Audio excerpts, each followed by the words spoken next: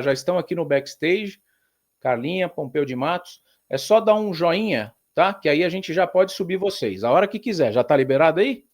Então, Breaking News, Pompeu de Matos aqui com a gente nesse momento. Deixa eu parar essa tela aqui. Olha o deputado olha o calibre do deputado federal que eu trouxe aqui no nosso canal hoje. Lembra muito o meu pai, o Pompeu de Matos, hein? Vou falar a verdade, lembra muito o seu Nelson Corrêa. Já está aqui do nosso lado, diretamente de Brasília, reunião em cima de reunião, o bicho pegando. Pompeu de Matos aí abriu essa brecha na agenda para atender a nossa demanda aqui. Pompeu, queria te dar aí as boas-vindas. Tá no escurinho aí? Acendeu.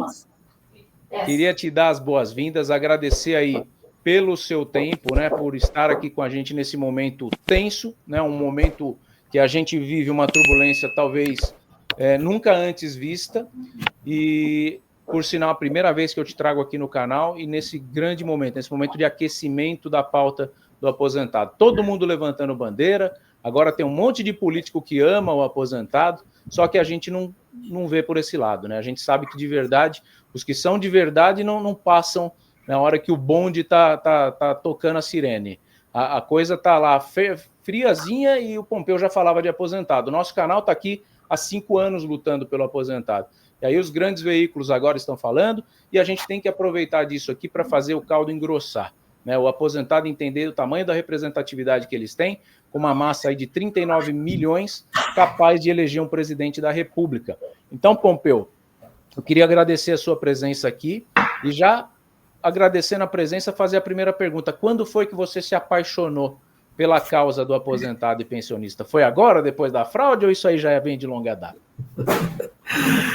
Meu abraço, Thiago Parigiani, meu abraço a todos os internautas, todos os telespectadores, aqueles que estão aí ligados contigo no canal. Primeiro, como sempre digo, gratidão a Deus por poder estar aqui celebrando a vida, cumprindo a minha tarefa, desempenhando minha missão, respondendo, né, pelo mandato que o povo gaúcho e brasileiro me concedeu honrosamente. Eu trabalho a causa do aposentado, assim, para não exagerar, mais de 15 anos.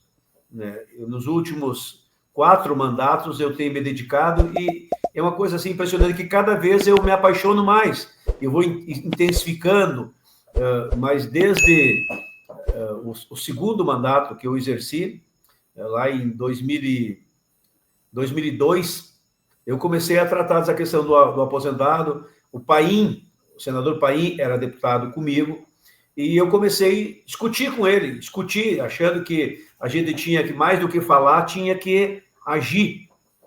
Como diz a Bíblia, mais do que ter dó, tem que ter atitude. Então, a gente tinha dó dos aposentados, aquelas fraudes que havia. Não sei se tu lembra, tinha uma mulher, uma advogada do Rio de Janeiro, até me esqueci o nome da mulher, que fraudou meio mundo lá no Rio de Janeiro. Não sei se era Denilma, uma coisa assim. Mas, enfim, e depois o Paim deixou de ser senador, deixou de ser deputado, e eu segui trabalhando o tema, discutindo, aprendendo, entendendo, compreendendo, até que depois eu mesmo virei aposentado, viu? Eu, inclusive, sou um daqueles que luta porque tenho conhecimento de causa. Teve o desconto? Teve o desconto? Não tive o desconto. Aliás, eu fiz uma coisa que todo aposentado tem que fazer e que o aposentado não faz. E que a gente tem que dizer, vamos dizer assim, dar uma dica. É um dever de casa. Porque, assim, se eu não gostar de mim, quem vai gostar? Se eu não me quiser, quem vai querer? Se eu não for por mim, quem vai ser? Se a gente não cuidar da gente, quem vai cuidar? Então, primeiro tu cuida de ti. Aliás, quando sobe num avião, é importante dizer isso, tu entra dentro de um avião, eu entro toda semana, no mínimo 2 vezes, aí a moça lá que anuncia, ela diz assim, olha, aperte o cinto, se houver despressurização, ou seja, se der uma pane no ar, né, máscaras cairão automaticamente. Pegue a que está mais próximo de ti, coloque primeiro em ti e depois auxilie quem estiver do teu lado. Por quê? Porque se você não te cuidar, não te proteger, não te socorrer, tu não socorre o outro. morre tu e morre um filho, morre a avó. Então, eu quero dizer para o aposentado, cuide primeiro de ti, cheque a tua continha, cheque o teu extrato da tua folha de pagamento. Isso é um dever de casa que o aposentado tem que fazer e que muitos não fazem, depois são fraudados, se queixam, a gente tem que falar mal do fraudador, tem que punir o fraudador, tem que botar na cadeia, mas o bom mesmo, sabe o que é o melhor? Que não tenha fraude. Né? Como dizia a minha avó, que ensinou a minha mãe e que me ensinou. Assim, o melhor remédio é prevenir. É prevenir do que depois remediar. Esse é o dever de casa. Agora, aconteceu a tragédia, tu não te cuidou, os larápios foram mais espertos, sabe como é que é o bandido, né? Como diz o espanhol, echa la ley, echa la trampa. A gente faz a lei, eles fazem a trampa. Então, eles te pegaram, assim, vamos enfrentar o bandido. Mas cuide, faça o dever de casa, cuide, é o teu dinheirinho, é pouco, mas é teu. É pouco, mas é tu que tem que cuidar. Então, eu sou um apaixonado de mais de 15 anos, talvez 20 anos, na luta em favor do aposentado, da aposentada, do pensionista. Eu sou advogado. Eu comecei a lidar com a aposentadoria, eu tinha 21 anos, 22 anos, aposentando as pessoas como advogado, e fazia, inclusive, do tempo que o advogado fazia de graça. Hoje não fazem mais. Mas fazia graciosamente e me sentia orgulhoso. E as pessoas eram reconhecidas e olhavam para mim e diziam, mas tu conseguiu me aposentar, tu conseguiu aposentar minha mãe, depois, com o tempo, tu conseguiu aposentar minha avó. As pessoas vinham me agradecer. Então, eu tenho uma luta, sou um apaixonado, tem uns que criticam, tem outros que falam isso. Falem o que quiserem. Não tem problema. Quem caminha em direção à luz não vê o que passa nas trevas. Eu sei o que eu estou fazendo, eu sei para quem estou fazendo e estou fazendo o que eu posso. Eu vou fazer tudo? Não, eu não tenho força para fazer tudo. Eu não sou o dono da verdade, eu não tenho rei na barriga, eu não sou pode tudo ou sabe tudo. Uma coisa é o que eu quero, outra coisa é o que eu posso. Quanto eu posso do que eu quero? Aquilo que eu posso do que eu quero, eu fiz, faço e farei. E vou continuar fazendo.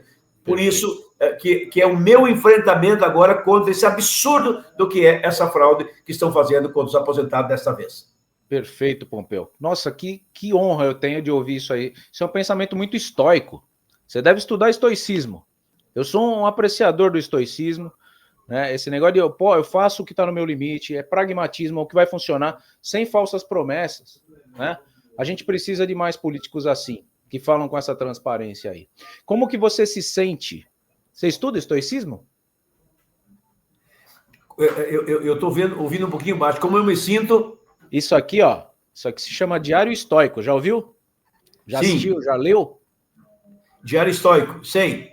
Isso que você falou casa muito com o que tem aqui. Eu admiro. Tá baixo meu som para você?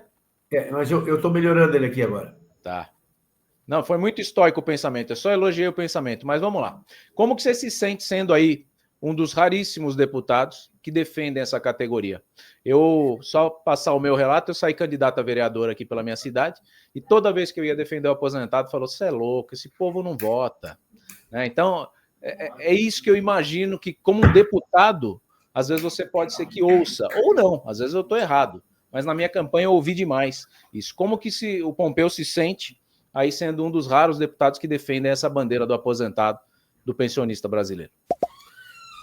Olha, eu me sinto assim desafiado. Eu me sinto desafiado. Eu me sinto assim indignado com tudo isso que está acontecendo com os nossos aposentados. Essa fraude absurda. Eu sei, não é novidade.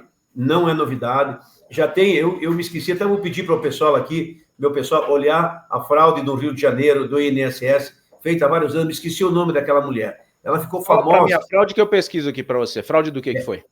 Ela roubou milhões. E assim, cada vez, sempre tem fraude contra o INSS, contra o aposentado. Agora, essa não é a última, inclusive. A última que descobriram foi há 2 semanas no Rio de Janeiro. Aliás, desculpa, em Minas Gerais. Onde os larápio, eles criaram pessoas virtuais. Como é que a gente diz quando uma pessoa é virtual? É fake, não é? É fake. Avatar. Metatarso, não é? Avatar, fizeram um avatar da pessoa. É um avatar. Eles formaram um avatar. E aí, só que essa pessoa com data de nascimento, com escolaridade, foi adquirindo, né? Carteira assinada, tempo de contribuição, enfim, até que aposentaram ela. Uma pessoa que não existe. E eles descobriram agora. Então, eles são, com esse negócio da inteligência artificial, cada vez os larápios são mais espertos.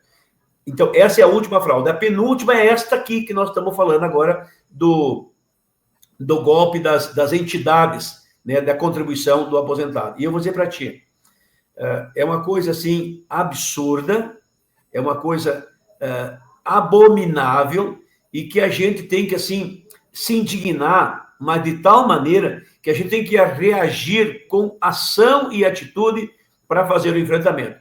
Para isso, tu tem que fazer um pequeno diagnóstico, e é necessário. Qual é o diagnóstico? Primeiro, quando começou? 2017, segundo o levantamento da Polícia Federal.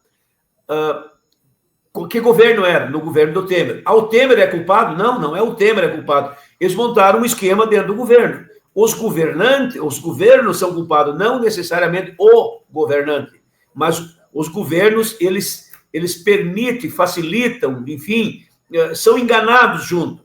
Ali foi quase R$1 bilhão. Veio o governo do presidente Bolsonaro.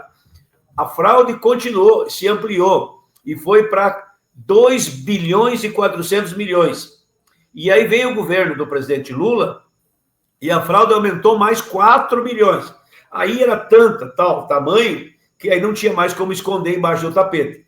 Por que durou tanto? E é o diagnóstico. Durou tanto porque é muito sofisticada. Tinha gente da Polícia Federal no meio, inclusive um agente da Polícia Federal. Ou seja, eles se misturavam lá no meio. O Tribunal de Contas, que deveria ter feito alguma coisa, o relator das denúncias que foi apresentado ao Tribunal de Contas sentou em cima e ficou um ano sentado, denunciado pelo outro colega do Tribunal de Contas. Eu estou te dando dados, eu sou deputado federal, tenho responsabilidade sobre o que digo. Então, falhou o Tribunal de Contas, falhou a Polícia Federal, falhou a CGU, a Controladoria Geral da União, ela, diferentemente da Polícia Federal, que investiga o crime cometido, a CGU, ela age para que não haja o crime, ela alerta, ela desperta. O que ela fez? Nada, não fez. Depois ela apareceu se queixando do que tinha feito. Não é o papel dela. Ela tinha que ter ajudado a evitar fazer. O mesmo papel do Tribunal de Contas da União, que é fiscalizar, evitar que aconteça a fraude. Bom, segue.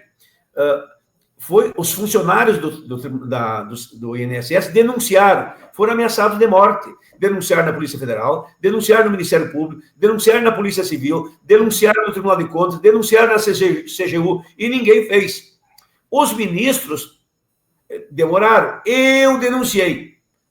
Disse todos os outros. Agora, o Pompeu de Matos, para não dizer assim, mas o que o Pompeu está fazendo lá? Eu estava lá na tribuna, subi de cara limpa, botei a boca no trombone, dei o nome aos bois, dizendo no dia 23 de abril de 2024, ou seja, um ano e pouco atrás.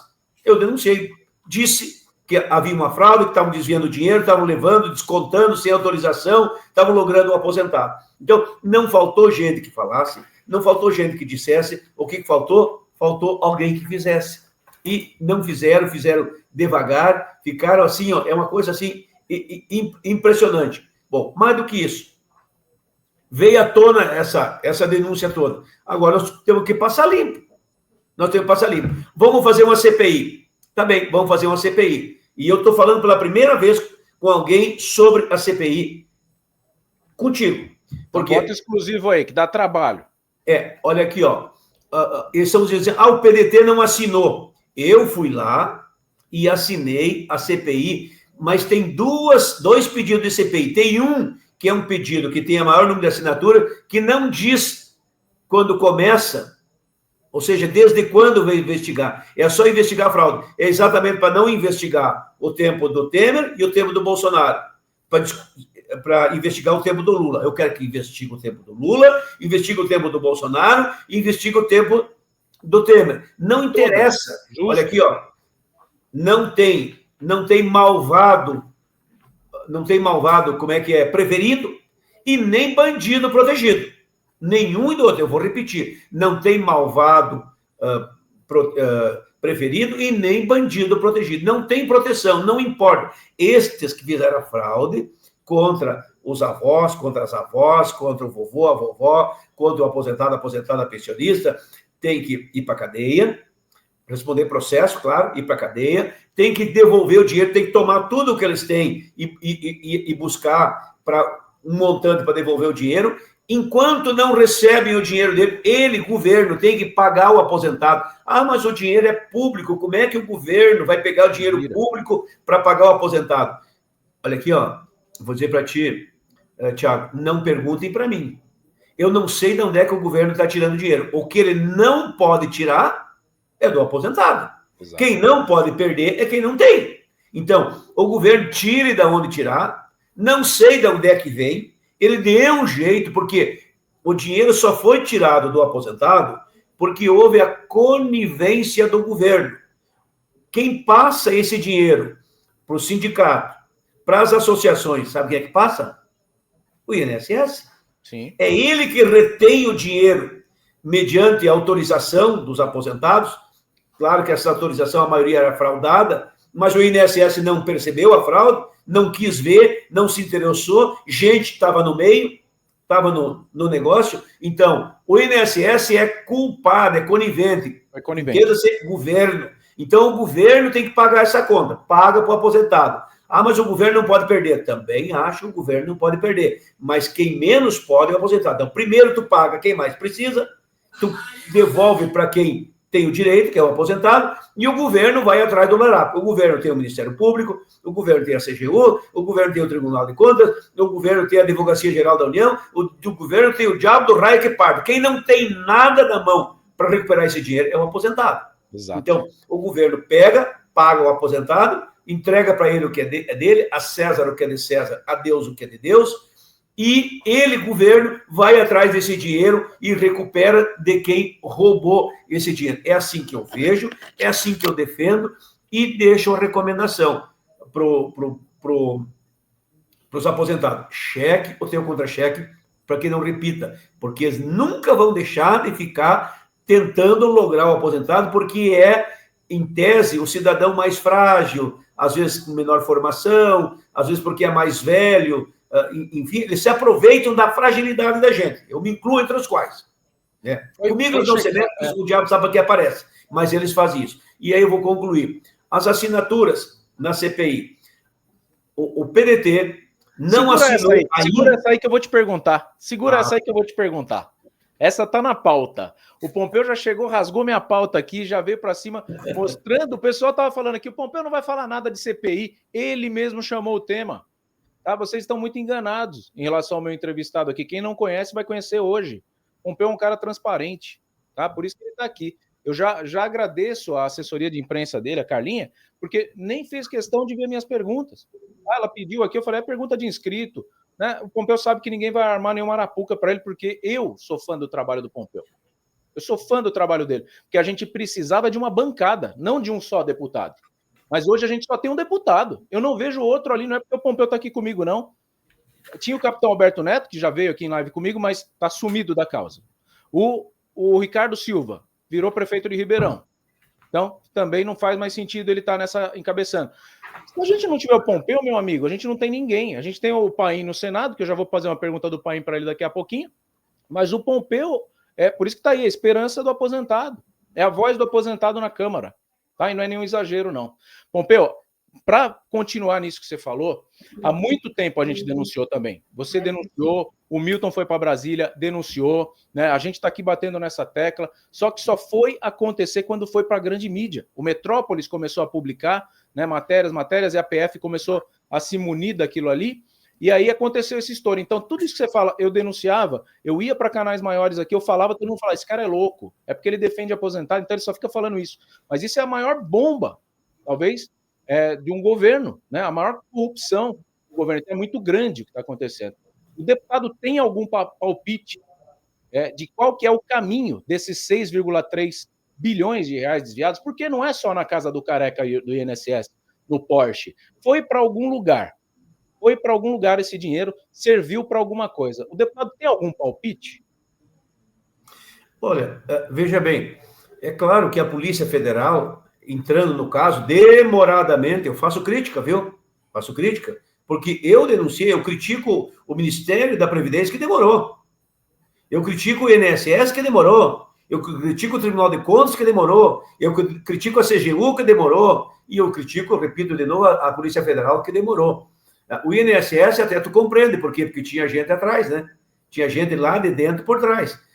Mas o que é fato é que o governo tem como ir atrás desses larápios. A Polícia Federal tem como investigar e descobrir a rota do dinheiro. Porque esse dinheiro caiu nessas entidades. Cada entidade recebeu, abra a conta dela. Eu sou bancário. Eu sou do Banco do Brasil. Abra a conta dessas entidades. São 30 e poucas entidades. Está ali o dinheiro. O dinheiro não foi para outro lugar, foi para ali. Aí tu olha... Você acha que parou nas entidades? Você acha que parou nas entidades o dinheiro? Não, é claro que não. Ali ele andou, mas ali é o primeiro estágio. Então, vê quanto cada uma recebeu. Aí tu vê, abre a conta dela e vê para onde foi esse dinheiro, no que eles gastaram. Porque, em tese, veja bem, Thiago, as entidades estão recebendo esse dinheiro porque elas, em tese, vou repetir, prestariam um serviço de assistência dentária, médica, social, advocatícia, enfim, de saúde, enfim, uma série de ações. É por isso que o aposentado se associou. Tanto é que talvez 30% desses valores, desses 6,2 bilhões, eu acredito que 20%, 30% realmente é verdadeiro, viu? Realmente o aposentado contratou esse serviço, é entidade que presta serviço, é entidade social do próprio aposentado, eu sei vários. Tem gente boa no meio. Aí o que aconteceu? Os larápios se aproveitaram, viram que tinha essas entidades que faziam isso de maneira muito simples, muito correta, e criaram as entidades deles e fizeram a fraude. E algumas entidades que, vendo a fraude dos outros dar certo, começaram a fraudar também. Tu entendeu? Como é que é a ocasião? Ocasião faz o ladrão. Faz o ladrão, né? Então, eles foram agindo assim. Então, o que o governo tem que fazer? É até relativamente simples. Pega, abre a conta, o governo, no caso a Polícia Federal, abre a conta de cada entidade, quebra o sigilo. Bom, quanto entrou? É dinheiro na veia, né? Que é do INSS para ele. Tá ali os repasses, mês a mês, ano a ano, bem certinho. Aí tu vê para onde é que foi esse dinheiro. Eu sei de uma entidade, de acordo com a Polícia Federal, que destinou um dinheiro para a conta de um ministro, um ex-ministro da Previdência que era candidato a governador do estado. Eu vou dizer assim, o ministro sabia? Não sei.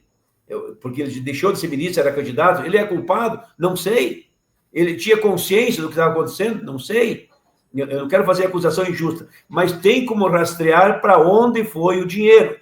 Tem como dar nome aos bois, tem como identificar. E aí buscar de volta. Eu não sei se busca tudo, mas dá para buscar um bom tanto, uma boa quantia. E outra, é importante reafirmar, nem todos esses 6 bilhões e 200 milhões que, digamos assim, foi identificado em termos de quantidade pela Polícia Federal, nem todo ele quer dizer que é fraude.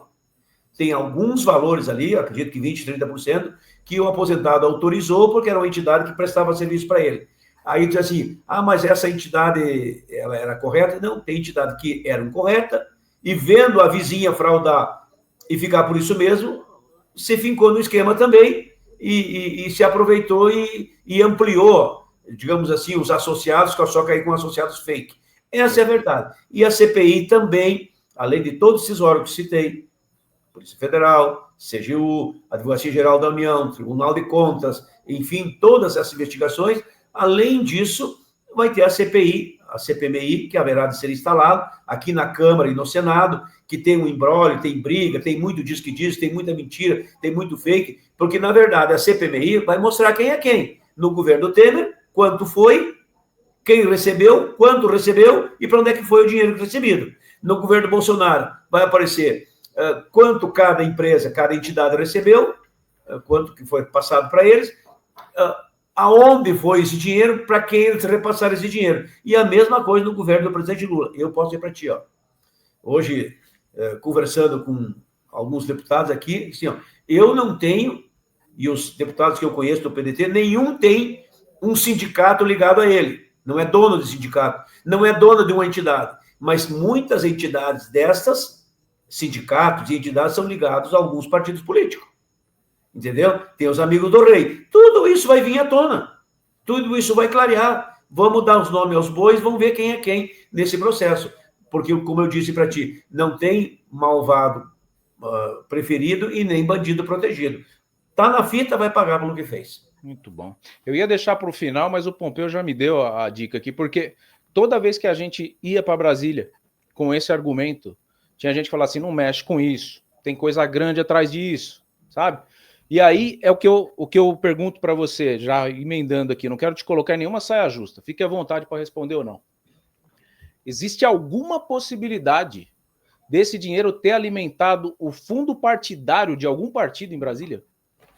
Olha, vou dizer para ti, olhando assim, por alto, né, a investigação, quer dizer, eu em sã consciência não acredito. O que pode ter acontecido, e acho que até aconteceu, e até já tem documento desses fatos, é uma dessas entidades, dessas empresas, dessas associações, desse sindicato, ou dirigentes desses sindicatos. Eu acredito que o sindicato em si não, a associação em si não, mas dirigentes dele, que, vamos dizer assim, são como que donos, eles podem ter contribuído para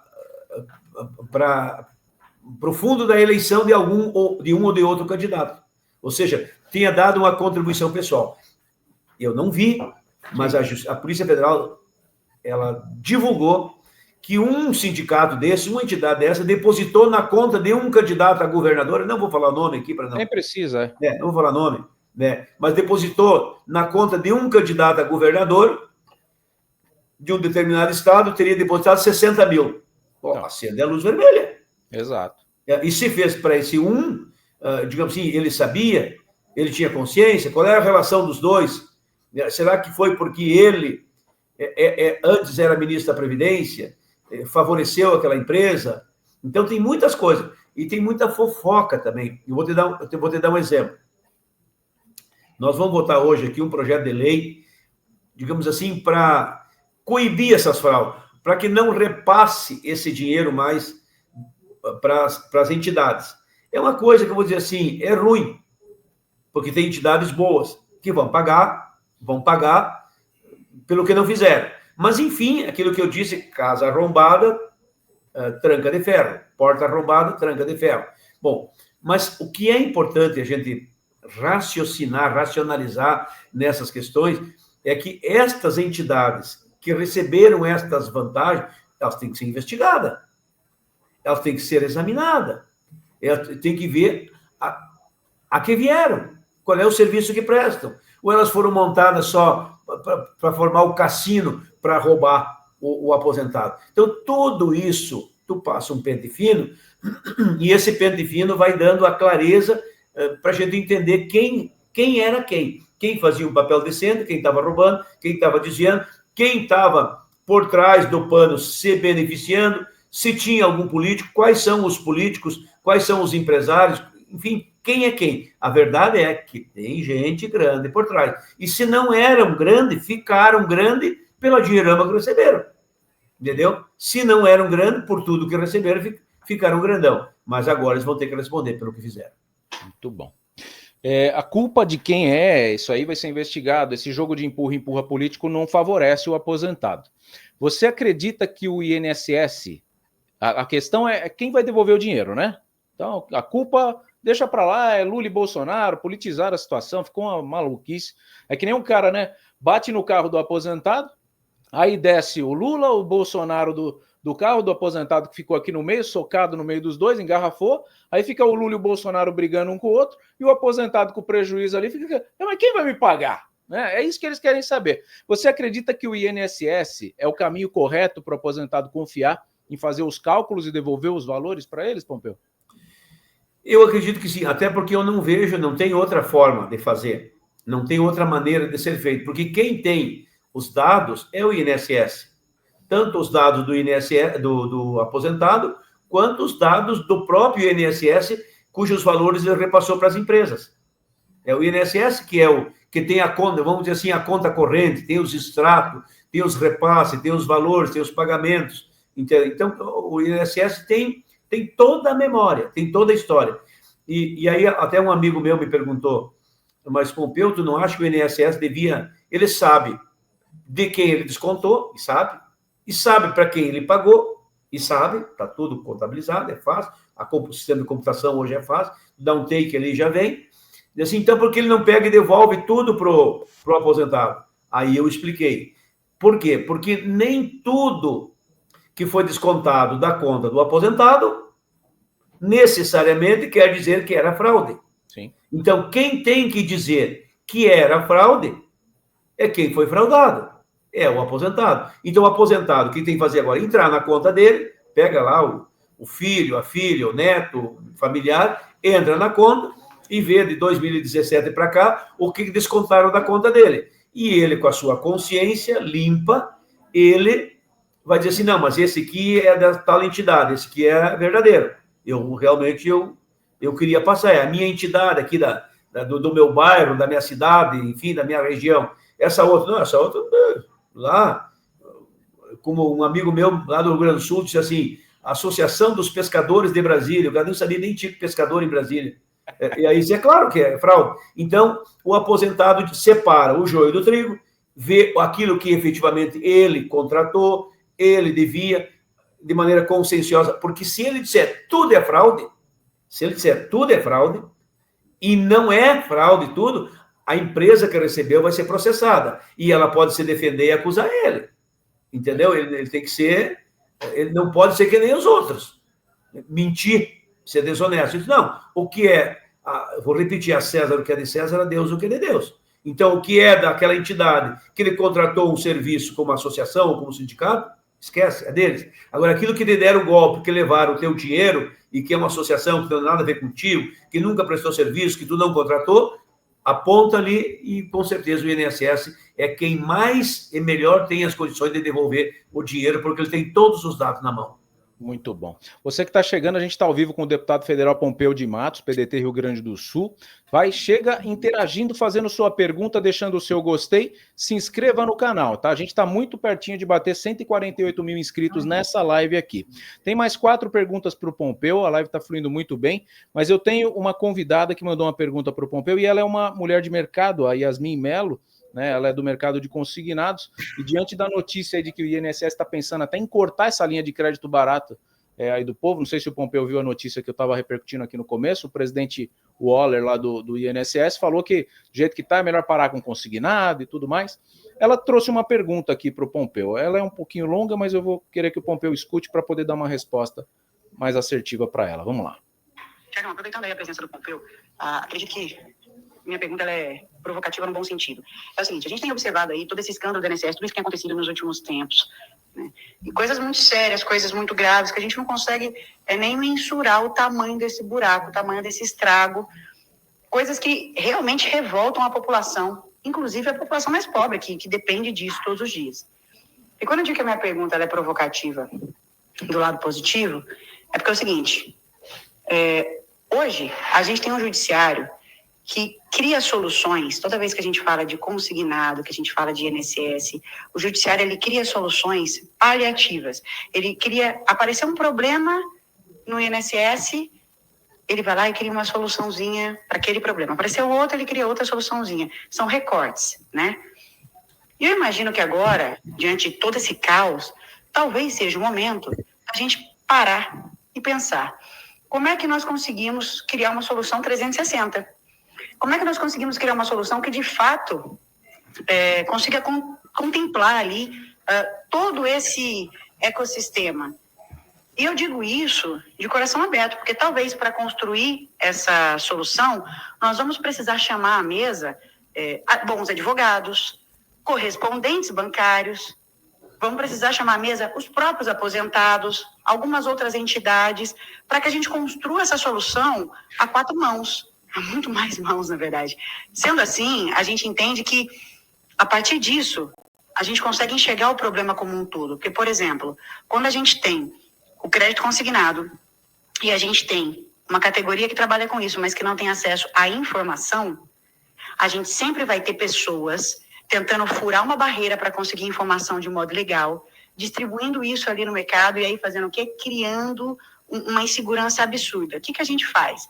Então, não deixa essa categoria existir, ou a gente cria mecanismos para dar informação, mas de um modo seguro. A gente cria mecanismo para blindar o aposentado, o pensionista. Quais mecanismos eu não sei, mas é essa a proposta da pergunta, da discussão. Se a gente sabe que a gente tem ali uma categoria com advocacia predatória nas questões previdenciárias, o que a gente faz? Então, agora não pode mais existir advogado para a parte previdenciária? Não. Né? Mas como que a gente cria mecanismo para fiscalizar, para entender se tudo isso realmente está funcionando do jeito certo? Eu imagino que a gente só vai conseguir isso colocando todas as pessoas, todos os envolvidos nesse ecossistema sentados à mesa. E daí eu pergunto novamente, já pensaram sobre isso? Acha que vale a pena a gente propor alguma coisa nesse sentido? Ela fala muito sobre a DataPrev, questão de vazamento de dados, como chegam no idoso sem que o idoso queira contratar nada, né? Aquele vazamento de dados infernal, que o idoso fica recebendo ligação. Então, é hora de virar a mesa num sentido mais amplo, né? E poder propor uma condição mais favorável para que esse aposentado não seja lesado, como foi agora, mais uma vez. Como advogado, né, Pompeu? Acho que é importante você também saber dessa advocacia predatória que existe aí, de muitos advogados oportunistas, que falam que todos os contratos de consignados são fraudes. Né? Fala, a INSS é fraudador de tudo. Né? Nunca o aposentado contratou nenhum daqueles empréstimos ali, e eles vão lá e falam que tudo é fraude. Né? Então é uma advocacia predatória, que dá até litigância de má-fé contra o aposentado. Essa é a pergunta dela. Existe, você enxerga algum mecanismo capaz de resolver essa problemática? Não, veja bem, eu vou pegar 2 ganchos dela. Aliás, muito inteligente. Ela não é advogada, mas até parece que é advogada, né? Ela é a maior autoridade do consignado brasileiro, a Yasmin Mello. Ela é muito inteligente, então tem razão de ser. Mas veja bem, essa questão da DataPrev, ninguém fala, viu? É uma caixa preta. Mais uma, né? Mais uma. Hã? Mais uma, né? Mais uma. Inclusive, no governo do presidente Bolsonaro, eles desmontaram a DataPrev para privatizar. E aí, quando cria esse ambiente de um larga casa do Lorega, um larga e outro pega, entendeu? Então, eles desmontaram a DataPrev. E a DataPrev, todo mundo começou a meter a mão, entendeu? Tanto que ali é um banco de dados dos mais sofisticados do Brasil e de maior amplitude. Só dos aposentados são mais de 40 milhões. É mais que a população da Argentina. Pensa bem, que estão ali nos dados da DataPrev. E meio à deriva, né? Porque a DataPrev foi desorganizada, desarrumada, desarranjada. Então, isso aí vai ter que ser aberta, essa caixa preta da DataPrev. Porque tu te aposenta, e serve para mim, no outro dia tu recebe uma cartinha te oferecendo consignado. Como é que o cara sabe que eu... Aliás, eu nem tinha recebido a carta da aposentadoria, eu já estava recebendo a carta do consignado por conta da aposentadoria que tinha sido deferido, cuja informação eu ainda não tinha. Eles sabem primeiro do que o aposentado. É claro que tem uma trampa, é claro que tem um jogo sujo aí por baixo, e a DataPrev está no meio. Eu não quero falar, assim, genericamente da DataPrev, mas tem vazamento aí, e não é seletivo, é muito objetivo. E aí, outro aspecto. Agora, essa questão do consignado. Eu vou dizer para ti, a fraude da contribuição das entidades associativas ou sindicatos é uma coisa, que, vamos dizer assim, financeiramente, em termos de valores, é pequeno, perto do volume que é a questão do consignado.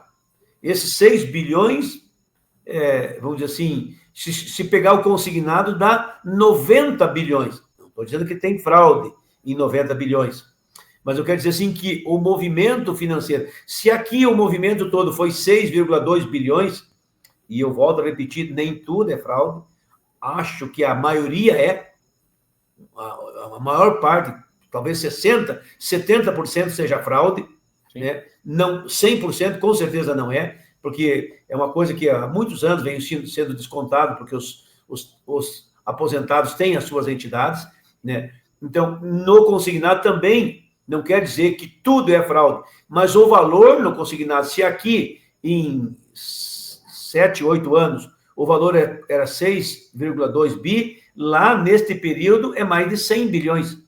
O volume é muito maior. Então, se tiver uma fraude ali, é muito mais. Só que para ter esta fraude, tem que estar junto o sistema financeiro.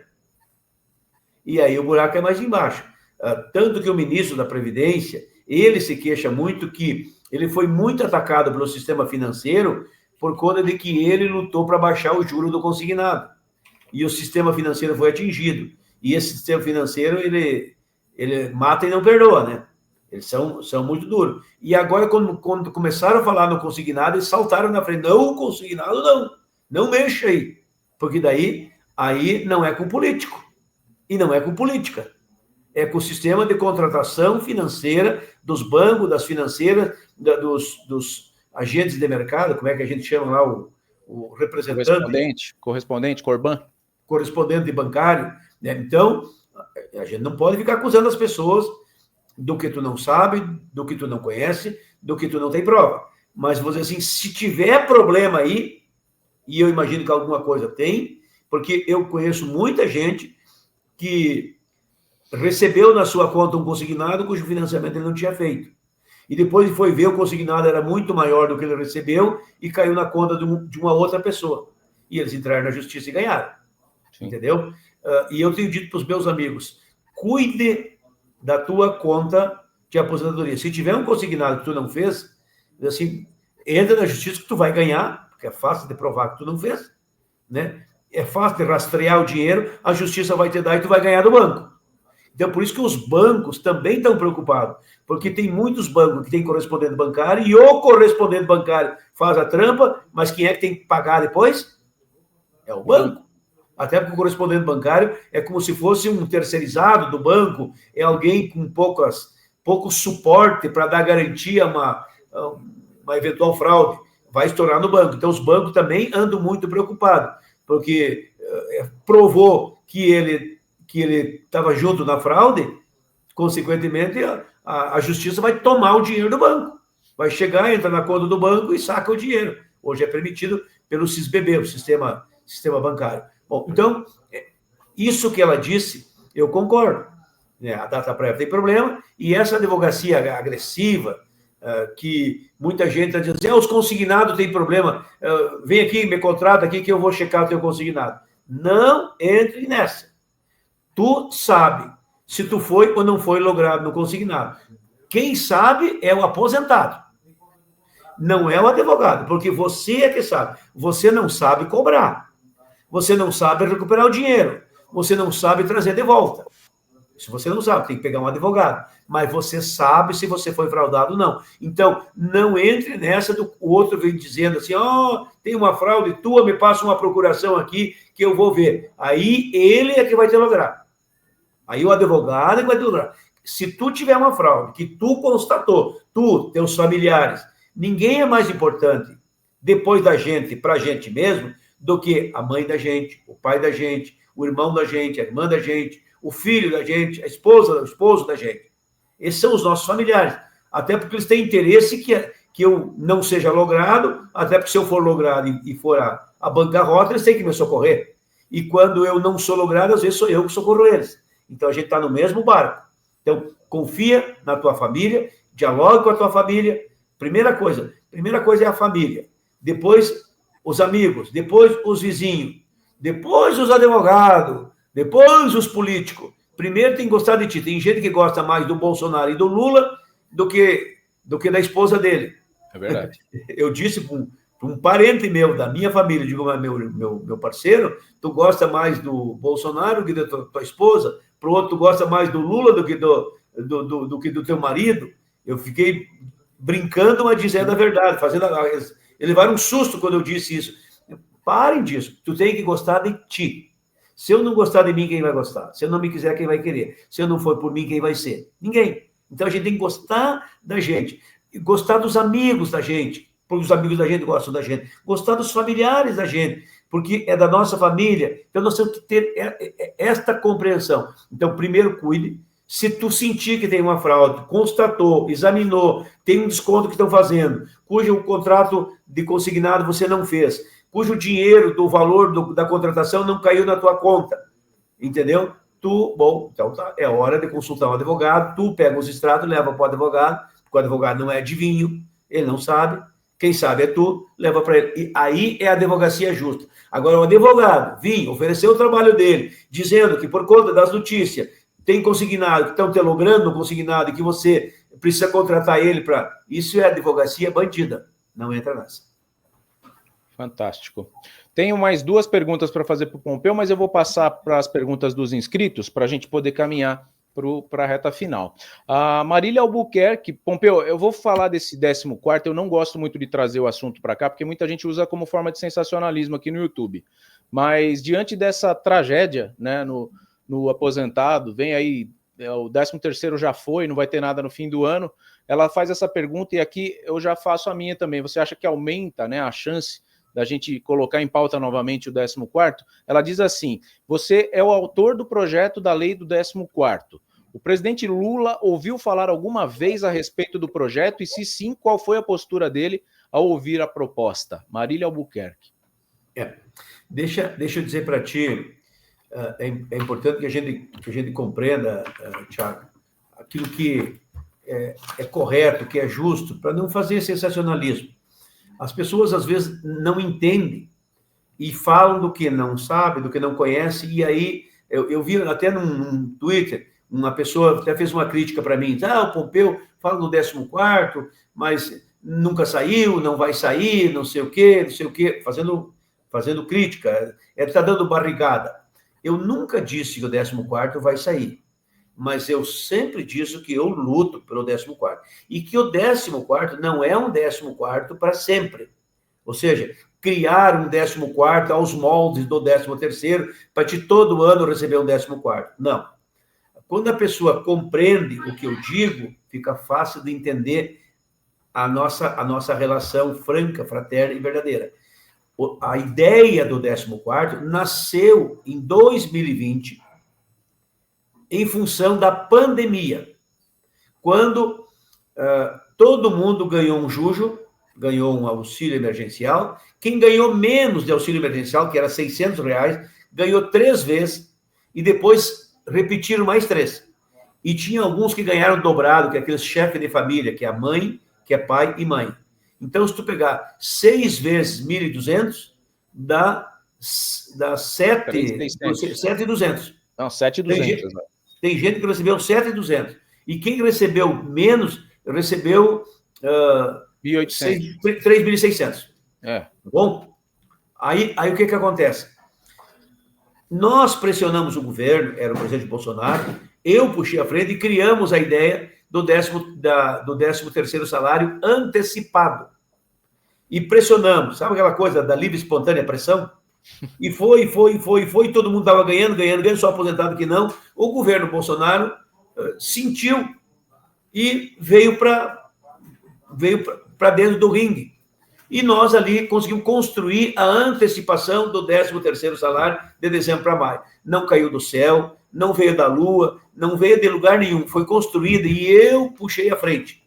Teve outros colegas, esse que é o prefeito de São Paulo, Ricardo Silva? Que era deputado federal comigo aqui. É o Ricardo Silva. O Ricardo Silva ajudou. Prefeito de Ribeirão. Isso, de Ribeirão, é lá em São Paulo, de Ribeirão Preto, uma grande cidade, um jovem, um guri querido, meu amigo. Nós tínhamos 4, 5 deputados, é bem pouquinho, que brigamos. E veio, o governo consentiu, né? Era um projeto meu, e foi pago o 13º. Quando o governo pagou o 13º, todos nós se acordamos, não, para lá. Pagou em abril, maio, 13º de 2020, e dezembro ele vai pagar o quê? Não tem, 14º. Entendeu? Não para sempre, mas para que um dia o 13º volte para dezembro, tem que pagar uma vez o 14º. E eu continuo com o mesmo pensamento. Aí o que aconteceu? Chegou 20 dezembro de 20, o Bolsonaro não pagou. 21, ele antecipou de novo, continua a ideia em vigor. Chegou 22, antecipou de novo. Aí eu achava que ele ia pagar. Eu conversei com todo o staff, inclusive com os filhos do Bolsonaro. E eu vou dizer para ti, ele errou. Se ele paga o 13º, o 14º, sabe o que ia acontecer? Ele ganha a eleição. Ele era o presidente. Ele se arrepende até hoje. Eles dizem para mim, a boca cheia, Pompeu, se nós tivéssemos te ouvido, a história era outra. São 40 milhões de aposentados. Em tese, 40 milhões de votos. Vamos tirar um pouco, que seja 30 milhões de votos. Vamos tirar 10 milhões, que não tira. A diferença foi 2.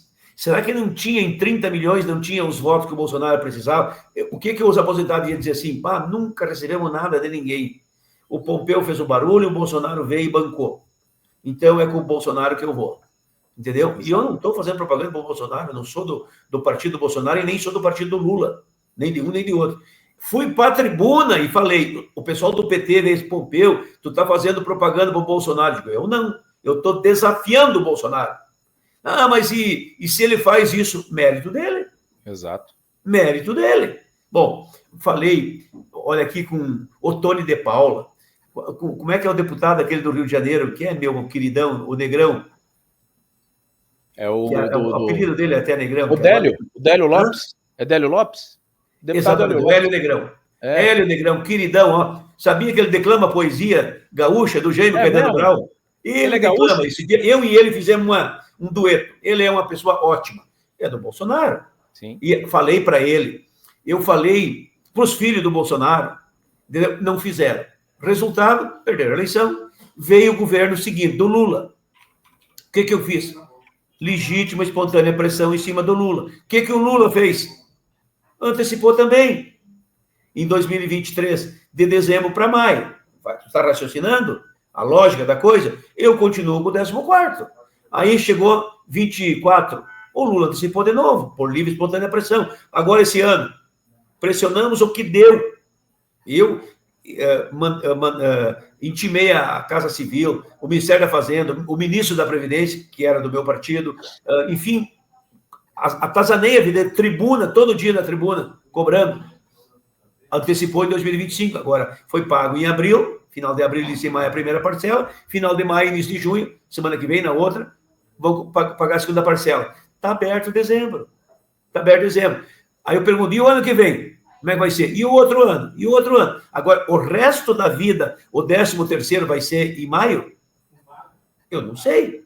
Pelo jeito, sim. O que eu sei é que para um dia o 13º voltar para dezembro, voltar para o normal, eles vão ter que pagar uma vez o 13º, e esse é o meu projeto, e eu não desisto. Agora, eu não sou obrigado a aprovar o projeto. Não. O que eu sou obrigado é lutar. Isso é lutar. E eu tenho lado. O meu lado não é o lado do governo, não é o lado do Bolsonaro e nem é o lado do Lula. O meu lado é o lado do aposentado. Olha aqui, ó, eu que acabei com a prova de vida, lembra a humilhação que era a prova de vida? Putz. Eu que ajudei a diminuir o juro do consignado, lembra que era 2,4, veio para 1,6, agora está 1,9, está alto, mas era 2,4 quando a Selic era 6, 7%. Entendeu? Bateu 2,20. Chegou a 2,20. Tem 4, 5 coisas que o aposentado ganhou, que é fruto da minha luta. E eu não é porque eu não consegui isso ou não consegui aquilo que eu vou deixar de lutar. Aliás, um amigo meu disse assim, Pompeu, às vezes eu fico pensando, mas o Pompeu não conseguiu essa, não ganhou aquela. Aí eu penso de noite, mas pelo menos tem um que está lutando por nós. Tem um que está botando na boca. Vocês querem que eu pare? Vocês querem que eu desista? Que eu não faça mais? Eu não vou parar, eu não vou... Nem que queiram, eu não paro, eu não desisto, porque eu faço do que eu gosto. E quem gosta do que faz, não cansa do que está fazendo. Quem faz do que faz do que gosta, capricha no jeito de fazer. Eu, cada dia, vou ficar mais duro na queda, defendendo o aposentado. Quanto mais eles logram o aposentado, quanto mais brigo com o aposentado, eu brigo até com o meu partido, viu? Até com o meu partido. Hoje, agora de tarde, antes de vir para a live, para trazer um pouquinho aqui, eu me peguei numa reunião, não vou falar, mas eu me peguei, mas nos pegamos forte, claro, eu sou respeitoso, eu nunca ofendo ninguém, nunca. Eu nunca ofendi o presidente Bolsonaro, nunca disse uma palavra de baixo calão contra o presidente Bolsonaro, eu nunca disse uma palavra de baixo calão contra o presidente Lula, muito menos contra o Temer, contra o Fernando Henrique, nunca aprendi com meu pai. A gente discute ideias, a gente discute projetos, a gente diverge do conhecimento, mas a gente não ofende as pessoas, porque isso chama-se respeito. O respeito que eu te ofereço é o respeito que eu mereço. Se eu não oferecer, eu não vou merecer. Às vezes dá até vontade de dizer, mas daí eu penso 2 vezes, eu penso 3 vezes, porque aquilo que eu disser está gravado. E depois que tu disse, não volta atrás. Não tem como desdizer. E tu dizer para depois pedir desculpa e depois dizer de novo para pedir desculpa outra vez, cuspir para lamber é muito feio. Então, eu tenho outra visão de mundo e continuo com essa coerência e assim eu vou seguir. Tanto que eu estou 6 vezes deputado federal trabalhando desse jeito. Com muita convicção, com muita determinação, não tenho preguiça, tenho coragem, tenho argumento. Tu me combate, tu me rebate e eu te digo por que eu defendo aquilo. E tenho convicção, e a minha convicção é tanta, tal e tamanha, que se não tivesse ninguém para ouvir o que eu estou dizendo, eu seria capaz de dizer para mim mesmo, para aumentar a convicção que tenho daquilo que eu acredito. Tu tem que acreditar no que diz e acreditar no que faz. E eu acredito que eu faço, e o que digo em favor do aposentado é justo e é necessário. Alguém tem que dizer, e esse papel me cabe. Muito bom. Só um briefingzinho, você estava na reunião do PDT, o presidente do PDT ainda é o Carlos Lupe, ele estava na reunião? Estava. E aí, tá tudo bem? Oi? O clima tá tranquilo? Não, na verdade, o que eu cobrei, e vou repetir para ti, eu cobrei porque eu queria assinar a CPI, né? E aí tinha uma divergência, e a divergência era justa, porque na CPI, no projeto da CPI, não diz de quando a quando. A CPI tem que ter objeto concreto e dizer o tempo dela. Tu não pode ser ad eterno. Não pode ficar investigando para sempre e não pode ser investigado lá para trás, desde da Inconfidência Mineira. Sim. Então, tem que ter começo e fim, e ter o objeto. E a proposta apresentada, ela não tem começo e não tem fim. Ela diz que é contra a fraude do INSS. Mas contra a fraude, qual fraude? Eu lembrei o nome da mulher aqui, a Carla me socorreu aqui, a Georgina. Vamos investigar a Georgina? A Georgina fez a fraude do INSS, foi, na época, em torno de 2 bilhões de dólares, uma só pessoa. Essa aqui, né? Era Georgina, o nome dela, lá em 1980. Oi? 2014, não é? Rio de Janeiro? Não, 1980. Eita, aí eu tinha acabado de nascer. É verdade. Eu estava usando calça curta. 1980. Eita. Essa Georgina, pode entrar na internet aí, ela fraudou o Rio de Janeiro, ela ficou assim, tomou conta do INSS do Rio de Janeiro, roubando. Então, a CPI vai investigar a Georgina? É uma fraude do INSS, então não é. Então, o que a gente quer? Que diga que é desde 2017, 16 ou 17, até 2025. É o tempo. A CPI tem que... E o objetivo, né? Então, por isso, o PDT não assinou. E eu briguei internamente, e eu fiz um requerimento, incluindo a minha assinatura, né, em que pese a bancada não ter assinado, mostrando que eu quero assinar de qualquer jeito, para não passar a impressão que o PDT está se escondendo. O PDT não tem medo de nada. E o presidente Lupe, ele diz, pode assinar, eu não tenho medo de nada.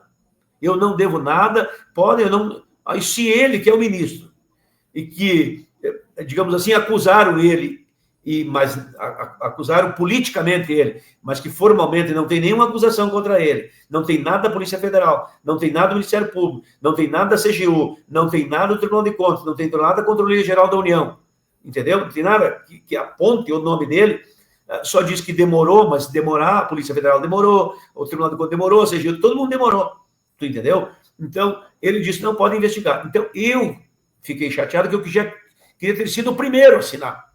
Mas daí, como são 2 as listas, eu já assinei a outra lista, já subscrevi uma lista, é o deputado Calil, das assinaturas, e aí o acerto que o PDT vai lá assinar a CPI, mas só que vai exigir que seja alterado na CPI aquilo que está escrito para constar que a investigação é desde 2017 até 2025, e aí eu não posso tirar a razão, né?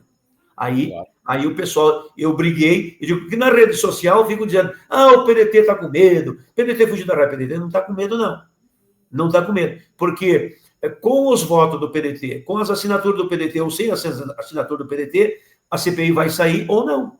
Não depende de nós, do PDT, para sair Sim. ou deixar de sair. Nós somos 17 assinaturas. Então, eu quero a minha assinatura lá e já ofereci a minha assinatura e já mandei ela. Entendeu? Então, não tem que tapar o sol com a peneira, não tem que esconder nada embaixo do tapete, não tem que nada. Então, a minha assinatura eu já pus e ainda estamos pedindo para abrir aquela que foi protocolada, para clarear ela, para que a mesa da Câmara clareie, porque ela não está clara, porque os que fizeram a CPI estão também assustados, porque eles achavam que não alcançava o presidente Bolsonaro, e eu acredito que não alcance o presidente, mas alcança o governo do presidente, como eu acredito que não alcance o Lula, mas alcança o governo do Lula. E aí tem gente, né, sabe como é que é? Tem gente ali ligada, num e no outro. O que não pode é quem não deve pagar, e quem não deve é o aposentado. Esse não pode pagar, e é em nome desse que nós temos que fazer de tudo para passar limpo nisso tudo e buscar o dinheiro de volta. Muito bom. Só finalizando a pergunta da Marília Albuquerque, o Lula já ouviu falar alguma vez a respeito do 14º? Claro que sim, meu Deus do céu, imagina, o Lula é o cara mais informado que tem aí, até porque uma semana sim, outra também, um mês sim, outro também, eu estou na tribuna e não só eu. O projeto está tramitando na Câmara, o projeto tem, desde 2020, tem 5 anos, ele sabia antes, inclusive, eu vou dizer para ti, eu não duvido, olha o que eu vou dizer, eu não duvido que o Lula possa fazer o que o Bolsonaro não fez. Vai chegar 2026, o ano que vem, e o Lula, com outro nome, com outro jeito, pague um abono, dê um abono para compensar o aposentado daquilo que ele não ganhou. Pode dar o nome que quiser, mas vai ser como se fosse um 14º, vai ser um valor que eles vão repassar.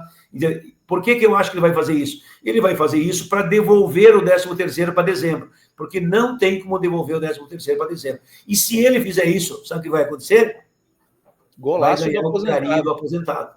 Golaço e talvez ganhe mais do que o carinho. Ganha o carinho, ganha o respeito, ganha. Nem vou dizer o que ele ganha. Entendeu? Que o Bolsonaro não fez. Eu acredito que talvez o Lula faça. Talvez até dê outro nome, diga que é outra coisa, mas que no fundo é a mesma coisa. Ele vai pagar um benefício, vai pagar um valor para chegar lá, digamos, em maio do ano que vem. Ele paga lá um salário mínimo para todo mundo, vamos por hipótese, porque 70% do aposentado ganha salário mínimo. Vamos dizer que ele faça assim, vou dar um salário mínimo para todos, e não vai ter 13º em maio, o 13º volta para dezembro. Está feito o serviço, não está? Esse é o projeto do Pompeu de Matos. Então, sabe quando que eu vou desistir? Eu só vou desistir o dia que a galinha cria dentro e o Sargento Garcia prendeu os ouros. Eu não vou desistir porque eu estou lutando em favor do aposentado. Fantástico. Eu vou fazer a pergunta da Carmen, mas o Pompeu já respondeu. Ela escreve assim: sou fã do trabalho do deputado, mas senti falta do voto favorável na CPI do INSS. O deputado não votou por não achar necessária a CPMI ou por orientação do partido? Não. Rapidamente, só um resumo do que você já falou. Mas deixa eu dizer para ti só uma coisa assim. Na verdade, ninguém votou nada.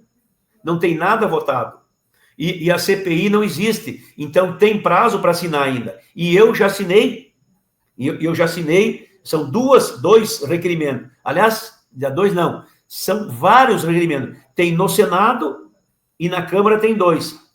Um eu assinei e o outro, que já foi apresentado, eu requeri a assinatura. E como não está claro o período de validade de começo, meio e fim da CPI, eles vão ter que ajustar. E para ajustar, eles têm que abrir prazo. Eu assino também. O que tiver que assinar, eu assino. O PDT, eu muito menos.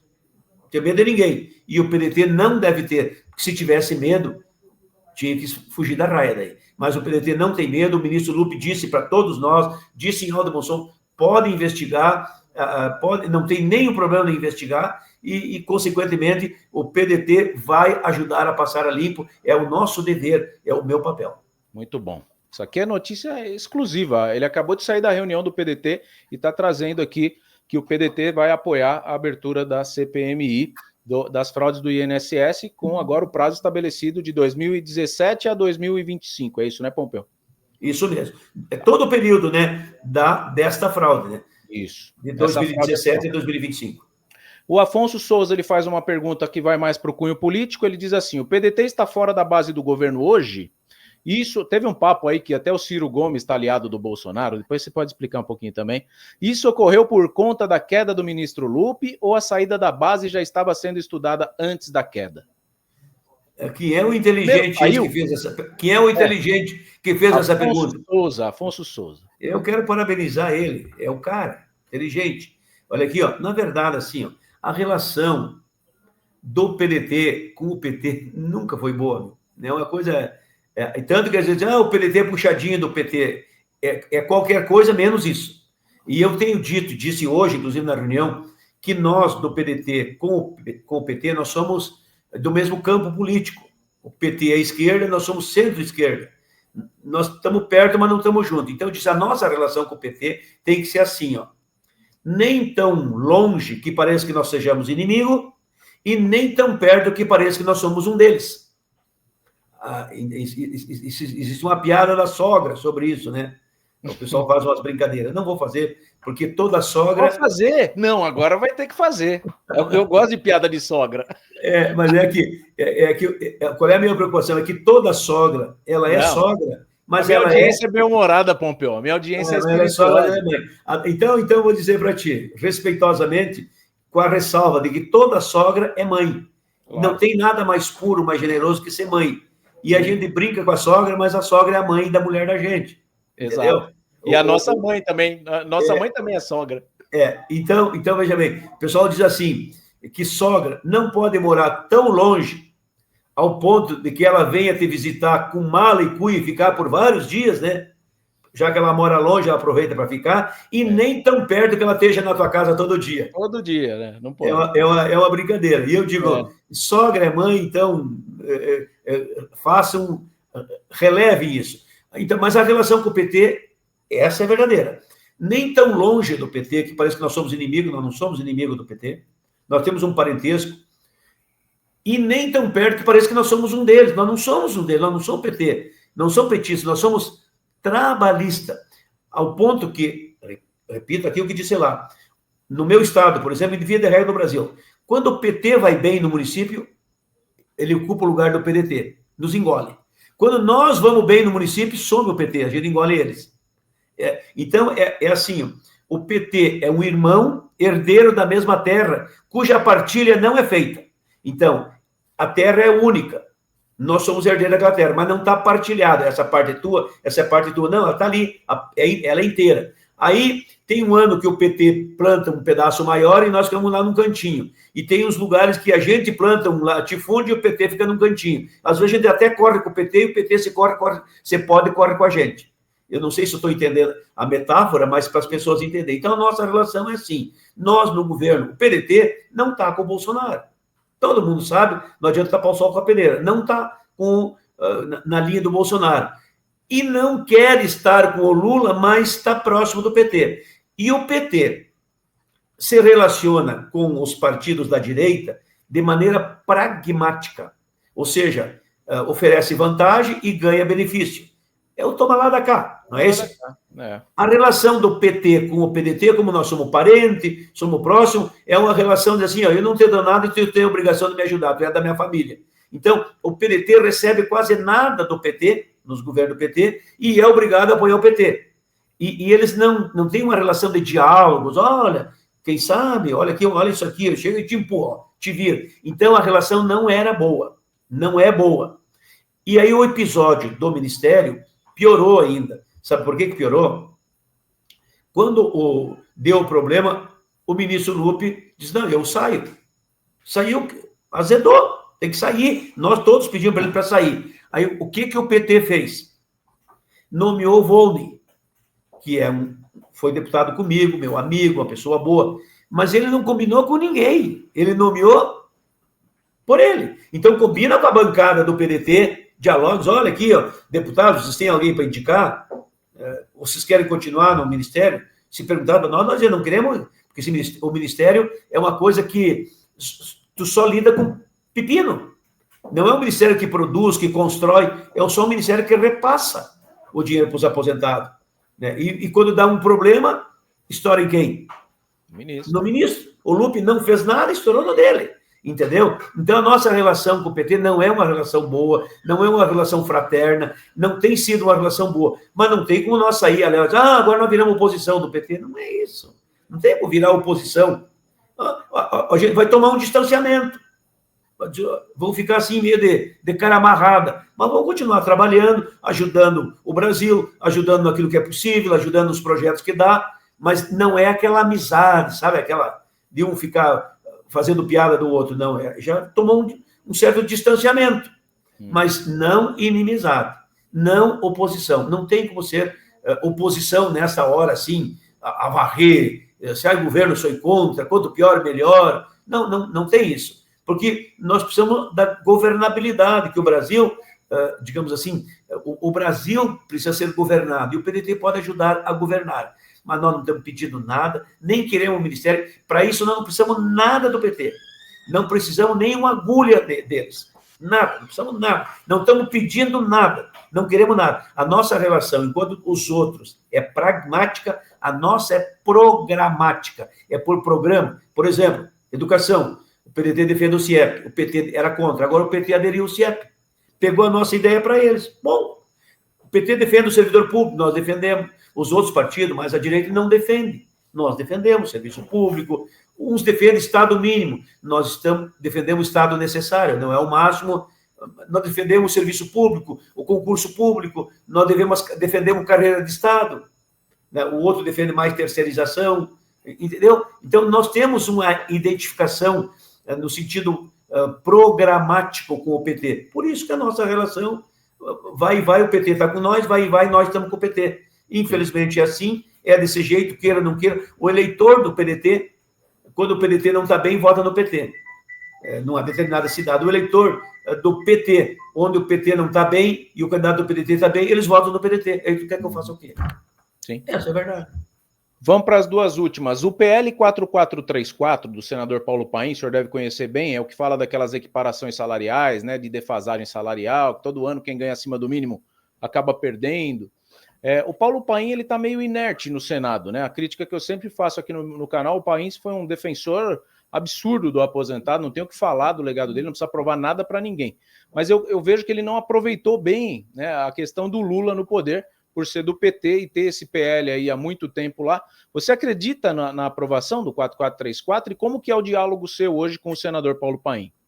Na verdade, são dois projetos. Um é dele e outro é meu. Eu não tenho o número do meu ali, mas os dois têm o mesmo propósito e é de lá de 2000... do quinquênio, né? Do quinquênio. É lá de 2008, 2010. De vários anos. Na verdade, o Paulo Paim, o senador, ele não vai mais à reeleição. Não sei se ele desanimou. Deu uma pendurada, né? Eu posso falar, ele deu uma pendurada na chuteira, né? Deu uma pendurada. Ele tirou um pouco o pé do acelerador. Então, é até engraçado, o que tu estás dizendo é verdade, o que eu estou dizendo é verdade, não estou falando mal do Paim, tenho respeito por ele, por toda a trajetória, tudo que ele fez, mas isso é verdade. Então, e às vezes me criticam dizendo assim que eu não sei o quê, eu não tirei o pé, não vou tirar. Eu vou continuar acelerando. Né? Vai sair de novo candidato, não vai? Eu vou continuar trabalhando. Então, veja bem, o projeto, ele é fundamental. Aquele que o reajuste do salário mínimo seja o mesmo reajuste do salário do aposentado. Um projeto é dele e outro é meu. Então, os dois projetos, o dele é do Senado e o meu é da Câmara. Eu até não tenho o número do projeto aqui, mas acho que tem o projeto. Se tu puder pegar ali o número do projeto, do reajuste do salário mínimo igual ao reajuste para todos os aposentados. Via de consequência, esse projeto está ali, não anda, porque o governo não quer. O país podia pressionar mais, ele podia exigir mais, mas o governo não quer. Agora, só tem uma coisa que eu vou dizer para ti. Eu faço críticas de ideias, de projetos e de propostas, Thiago. E aí eu quero fazer uma crítica e um elogio ao PT. Primeiro eu vou fazer o elogio.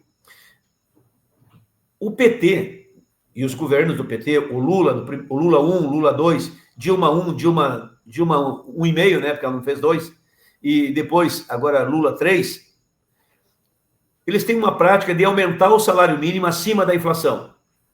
que tu acha? É bom ou é ruim? É aquele aumento acima da inflação que não é muito acima, né?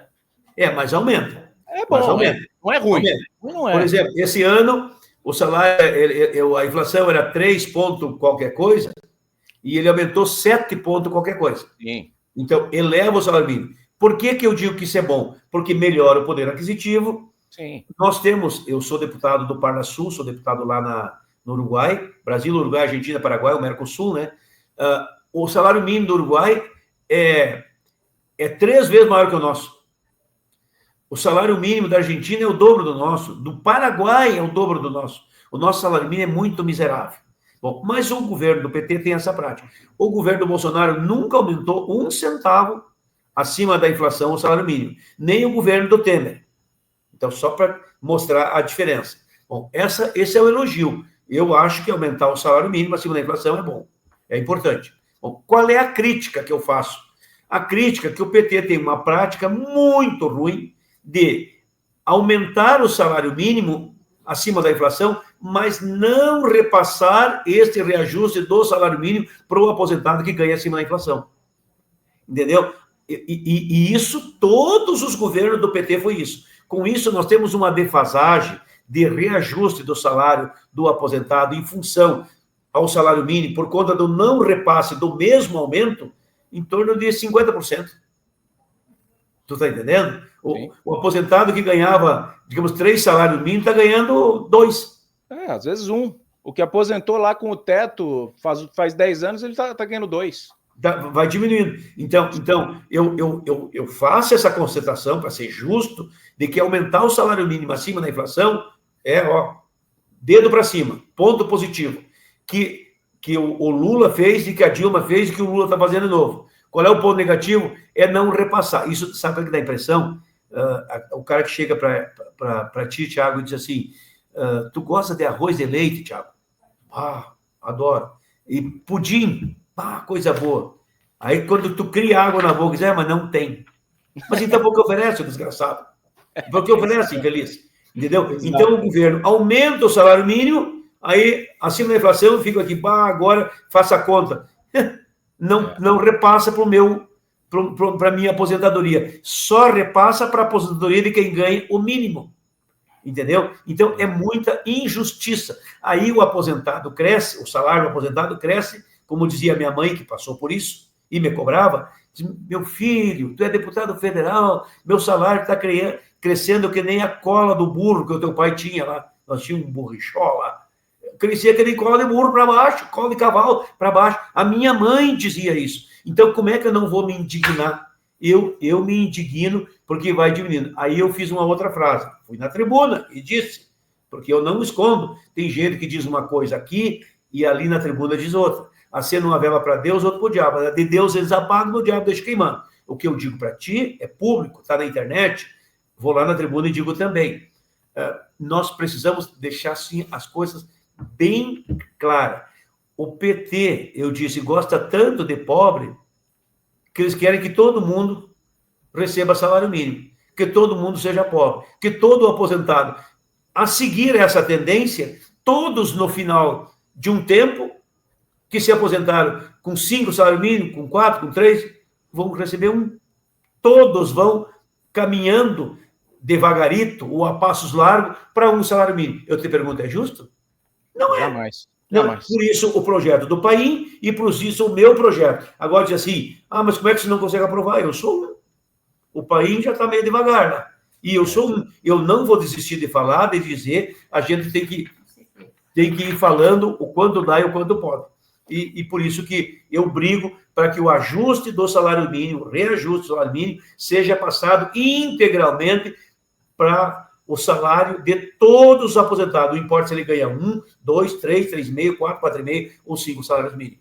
Tem uma reunião acontecendo e o Pompeu vai ter que estar presente. Eu vou fazer a minha última.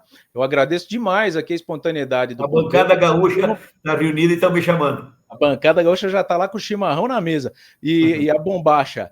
E o Pompeu vai ser liberado. Só que eu preciso desse corte, Pompeu. O Augusto Nardes, que é ministro do Tribunal de Contas da União, do TCU, ele fez uma previsão bem temerária em relação à Previdência. E eu queria te colocar essa pergunta para a gente encerrar. O que o trabalhador, na sua visão, pelos estudos que você tem aí, pode esperar da Previdência, que está com um rombo hoje de 300 bilhões de reais, e todo mundo fala que vai quebrar em 2030. Existe uma esperança para restabelecer esse rombo? Qual que é a sua visão em relação à Previdência? Você acha Primeiro eu quero fazer um reparo ao ministro Nardes, que é meu amigo, santo-angelense, missioneiro que nem eu, fomos deputados estaduais juntos, deputados federais, especialmente, aqui em Brasília. E o Nardes, ele é meio apocalíptico. Ele fez uma previsão que o exército ia dar um golpe, que ele andava falando com os militares e que ele sentia que ia dar um golpe. Como é que o ministro vai dizer isso? Entendeu? Aí ele vazou, subiu do mapa. Eu falei para ele, Nardes, não se diz, tu é um ministro, no final de contas, tem responsabilidade, tu não pode dizer essa coisa. E isso que ele está dizendo da Previdência é outra irresponsabilidade dele. Ele, ministro, não pode dizer isso, porque ele sabe que não é verdade o que ele está dizendo.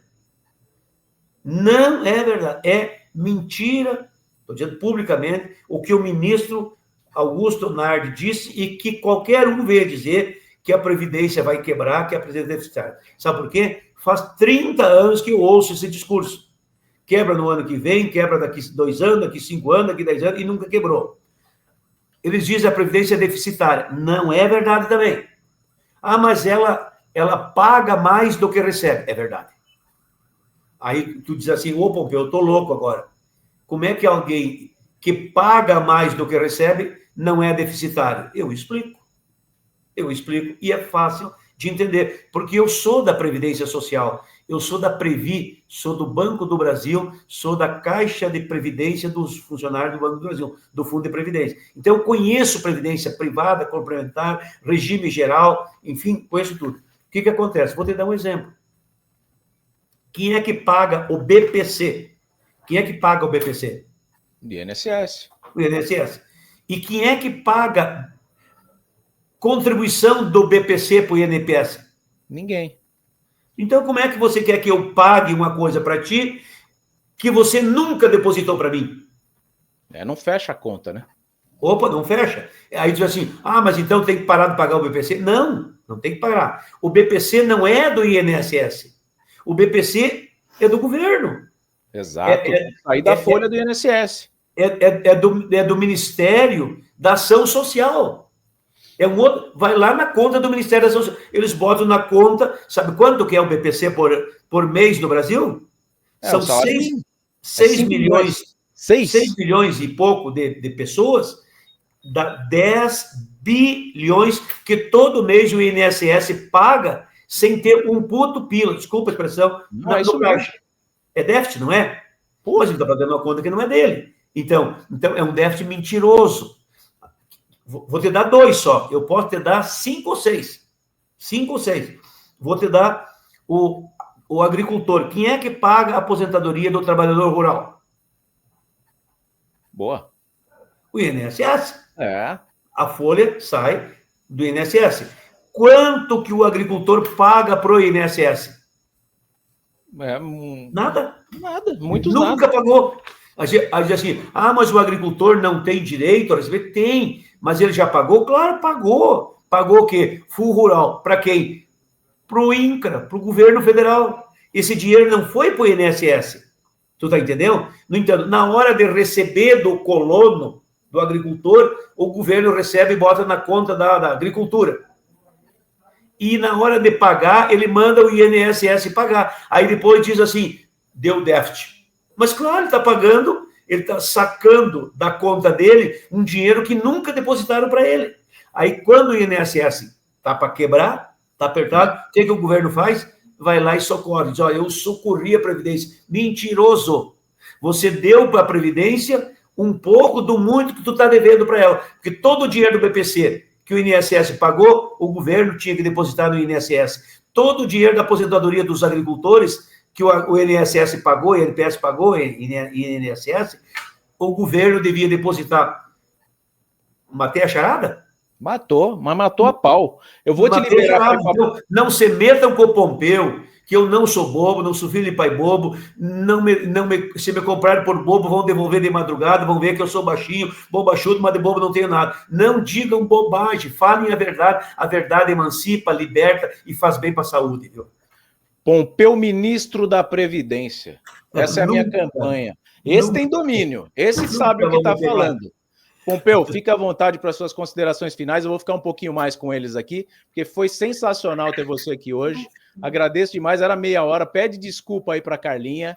Eu falei, Carlinha, meia hora, 1 hora a gente mata. De meia a 1 hora. O Pompeu está aqui comigo, vai fazer quase 1h30 já. Não é do meu feitio, mas é que foi muito bom o nosso papo. Eu agradeço demais a sua presença aqui. Thiago, eu digo do que penso, falo do que sei e conto do que vejo.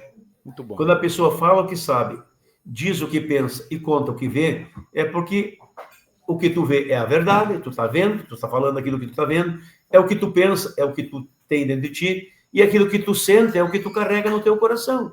E eu digo isso para os aposentados. E por que eu vou dizer diferente? Eu digo isso porque é absolutamente verdade e transparente. Por isso que dizem, a Previdência vai quebrar. Ela vai quebrar porque ela está pagando uma conta que não é dela. Exato. E quem tinha que pagar não pagou, mandou ela pagar, que é o chefe dela, que é o governo federal, o Ministério da Fazenda. Manda para o INSS. Deu prejuízo. Claro, deu prejuízo. Não brinca comigo. Eu te dei 2 dados ali, eu posso te dar 10. Mas eu quero encerrar, agradecer, dizendo que eu tenho lado, meu lado não é do lado do governo do Bolsonaro, do governo do Lula, do governo do Temer, do governo Fernando Henrique, do governo da Dilma. Meu lado é do lado do aposentado, eu tenho lado, é do lado dele. Mas eu vou dialogar com o governo sempre. Vou respeitar, vou exigir, vou cobrar, vou persistir, vou teimar. Eu sou um deputado de luta e não de briga. Sabe qual é a diferença da briga e da luta? A briga é uma luta sem regra. O que vem na boca, tu diz, por pior palavra que seja, por maior ofensa que possa ser, e o que tem na mão, por pior arma que possa ser, tu atira para ferir. Isso é briga. Luta é uma briga, também é briga, mas com regra. Com regra. Ou seja, tu diz o que tu pensa, fala o que sabe, conta o que vê, com respeito. Tu diz e ouve, tu fala e te cala. Tu tem 2 ouvidos para ouvir e 1 boca para falar. Tu, antes de atirar a arma no outro, tu tem que saber o que tu está fazendo. Então, eu sou de luta, boas causas, bons embates, bons debates, bons combates. Não faço guerra, não faço briga baixa, não faço baixaria. É o meu jeito de ser. Não ofendo os outros, não minto sobre os outros, entendeu? Nunca vou fazer isso, nunca, absolutamente nada. Agora, a amizade, a fraternidade, o carinho, não vou brigar com o Lula e o Bolsonaro por causa de parentes meus. Os parentes são meus parentes antes do Lula e o Bolsonaro. Passa Lula e Bolsonaro, meus parentes continuam meus parentes, são da minha família. Meus vizinhos, um do Lula, outro do Bolsonaro. Vou na casa dos dois, 2 vão na minha casa. O Lula e o Bolsonaro não sabem nem onde é que eles moram e nunca vão ir na casa deles. E eles também não têm nem como ir na casa do Bolsonaro e do Lula. Não vou perder nenhum amigo por conta dessa coisa. Ou então nós não somos tão amigos. Então, o Lula e o Bolsonaro passam, os amigos permanecem. Então, isso nós temos que nos preservar. Cuide de ti, da tua família, cuide do teu salário, cuide da teu contra-cheque. Olhe, amigo, irmão, aposentado, eu sou teu irmão. Estou te falando para ti de igual para igual. Eu não sou deputado, eu estou deputado. Eu sou aposentado, mas eu estou deputado. E eu estou aqui para dizer para ti, nós temos que se cuidar. Quanto mais velho nós ficamos, mais os larápios ficam de olho na gente, porque sentem que a gente está mais fraco, porque a vida começa do jeito que termina, ou termina do jeito que começa. A gente começa com fralda, a gente começa engatinhando, a gente começa gaguejando, a gente começa se engasgando, e no final da vida a gente também vai enfrentando as mesmas dificuldades. Então a gente tem que valorizar essa etapa da vida da gente, para a gente não cair na mão dos larápios. Cuide de ti, por favor. E digo terminando, amigo, amigo, amigo.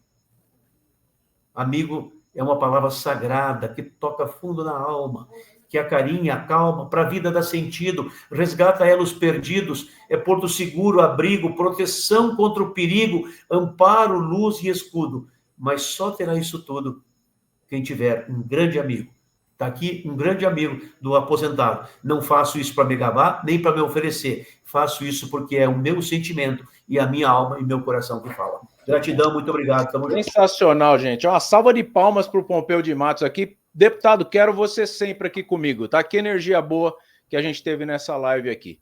Muito obrigado mesmo. Vai lá para a tua reunião, que senão eu vou atrapalhar a tua gente. Senão gratidão, aqui, gratidão. Vou sair correndo aqui. Até outro dia.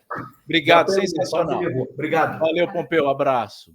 Gente, olha isso, né? Que muito...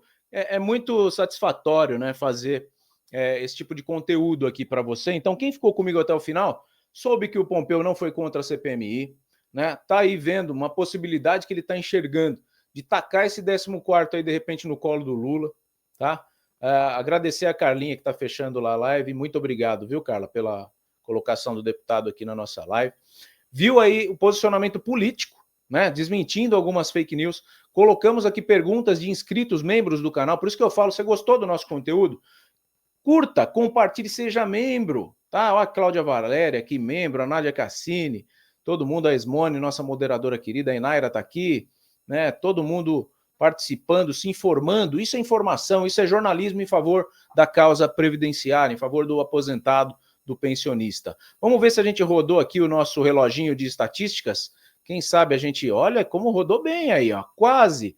Mais 40 inscritos. Se você não é inscrito nesse canal aqui, aproveite, tá? Faça a sua inscrição, não custa nada. É só clicar aqui no botãozinho que está aqui embaixo, inscrever-se.